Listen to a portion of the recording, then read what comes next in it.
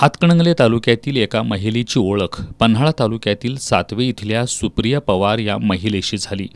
ओळखीचा फायदा घेत पवार हिनं अन्य एका महिलेसह तिच्या अल्पवयीन मुलीला शेळी मेंढी संस्थेच्या माध्यमातून अर्थसहाय्य उपलब्ध करून देण्याचं आश्वासन दिलं। त्यानंतर त्या अल्पवयीन मुलीला पवार हिनं 15,000 रुपये मासिक पगारावर नोकरीला ठेवलं।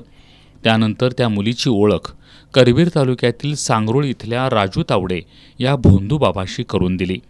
त्या भोंदूबाबानं अल्पवयीन मुलीवर सातवे इथं एजंट महिलेच्या घरी खड्डा काढून त्या खड्ड्यामध्ये अघोरी मंत्रोपचार केले। त्यानंतर भोंदूबाबानं तिला वेळोवेळी रत्नागिरीत नेऊन तिच्यावर अत्याचार केले। गेल्या 4 महिन्यांपासून हा सर्व प्रकार सुरू होता। या प्रकाराला कंटाळून अखेर त्या पीडितेनं आईला ही सर्व हकीकत सांगितली।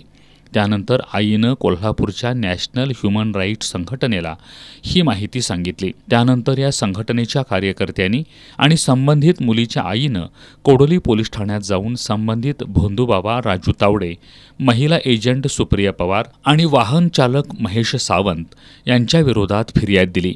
या फिर्यादीनुसार कोडोली पोलिसांनी या तिघांनाही अटक करून त्यांच्यावर पोक्सो कायद्याअंतर्गत गुन्हा दाखल केलाय। या सर्व प्रकारांमध्ये अन्य 8 ते 10 जण सामील असून त्यांनी देखील या सर्व प्रकाराला मदत केल्याचं ह्युमन राईट्स संघटनेचं म्हणणं आहे।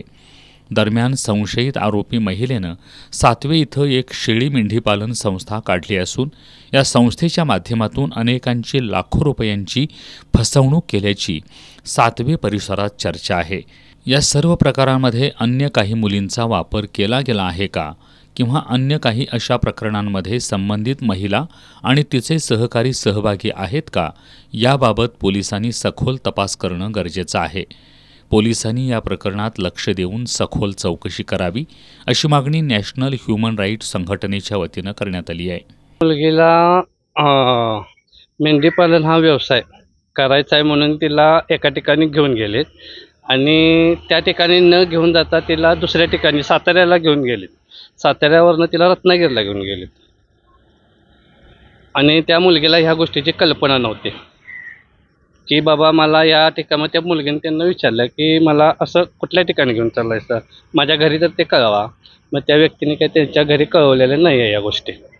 मग ती मुलगी रडली आणि बाकीच्या ज्या गोष्टी आहेत त्या मुलगीने मला काय सांगितलं की दादा अशा गोष्टी झाल्यात आणि माझी इच्छा नसताना माझ्यावरती बळजबरी करण्यात आलेली आहे। मग यातून त्या मुलगीला काय न्याय मिळावा हीच माझी मानवाधिकारी संघटनेची मागणी आहे पोलीस स्टेशनला। दरम्यान या प्रकरणाचा तपास शाहूवाडी पोलीस ठाण्याचे पोलीस निरीक्षक विजय खेरडे करतायत।